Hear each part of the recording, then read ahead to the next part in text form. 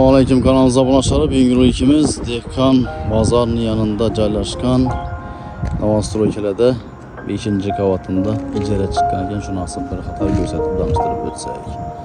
Install çok yere joylashgan domimizda.